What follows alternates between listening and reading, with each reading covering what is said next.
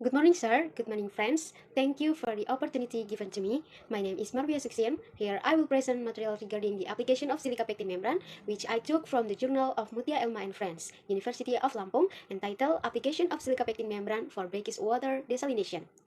Okay, here I will explain several things regarding silica pectin membran, including chemical composition of membranes, types of polymer that make up membranes, chemical properties and characteristics of membranes, and membrane manufacturing process, and the application of silica pectin membrane. Okay, let's go to the first material, namely the chemical composition of membrane. The chemical composition of the silica pectin membrane is a banana pectin with a concentration of 0.1% and salt silicate. The second, the type of polymer that makes the silica pectin membrane is a natural polymer derived from banana peels, namely pectin. Pectin is a polymer composed of digalactonic acid monomer linked by alpha bonds 1.4 glycosidic. Meanwhile, silica is a polymer formed through the polymerization reaction of silica gel through the formation of siloxane bonds from the compound SiOH 4 kali. Next, the properties and characteristics of the membrane. The morphology of the banana silica pectin membrane was determined by scanning electron microscopy, or SEM, the silica membrane with 0.1% banana pectin templating salt and asymmetric structure and shown in the figure to the side. The surface area of the banana silica pectin membrane does not appear small. The difference in pure size between the aluminum buffer layer and the silica pectin layer forming the top layer of the membrane becomes visible. The RTP technique, which is carried out using a rate of 1 degree Celsius per minute, causes a sudden increase in temperature and creates thermal stress on the membrane. The calcination technique contributes to the membrane thickness. As shown in figure 4b, the cross-section of the silica pectin membrane obtains a thickness of the top layer of silica pectin of approximately 1 micrometer. The calcine temperature also contributes to the thickness of the banana silica pectin layer. The silica pectin membrane derived from banana calcine at 400 degrees Celsius tends to be thinner as seen in figure 4b.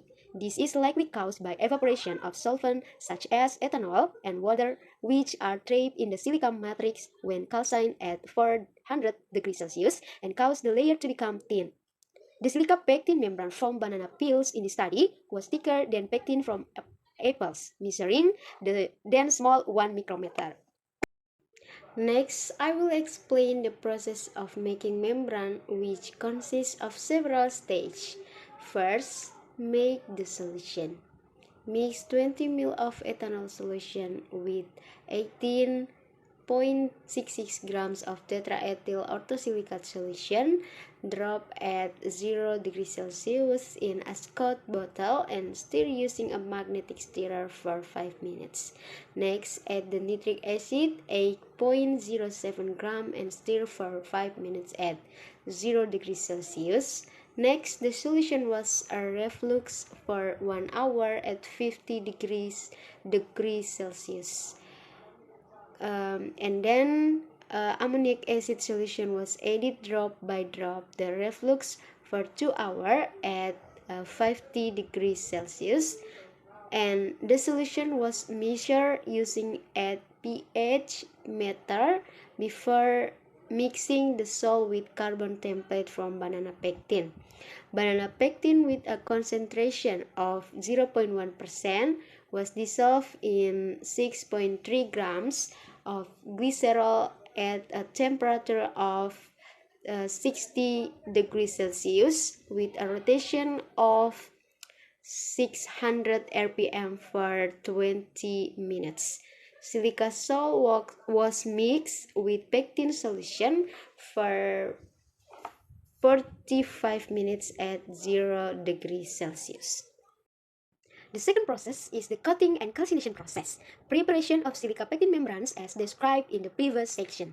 The deep coating process is carried out by immersing the membrane super in thin film silica pectin salt for 2 minutes of immersion. Next, the membrane was calcined at temperatures of 300 degrees Celsius and 400 degrees Celsius for 1 hour using the RTP or rapid thermal processing method, and after that it was cooled for 20 minutes. This process was repeated 4 times to obtain a silica pectin membrane with 4 layers. Next is the process of applying the membrane using the perforation method. Perforation or perforative splitting is a separation method for breaking up a liquid mixture by partial evaporation through a non-porous or porous membrane. This perforation process uses artificial brackish water with natrium chloride 0.3%. The method used is the dead-end method, in which the silica pectin membrane is connected to a vacuum pump and cool trap with the other side closed. This perforation process was carried out for 20 minutes and with 3 repetitions. The performance of the silica pectin membrane is seen by calculating water flux and salt rejection. Finally, I will explain the application of silica pectin membrane, namely their application in the brackish water desalination. The application of this silica pectin membrane is for desalination of river water which contain high salt content. Desalination is a process of separating dissolved salt whose function is to reduce the salt content in water. Membrane technology is very effective in processing water with high salt concentration using a desalination process, namely perforation with relatively low energy.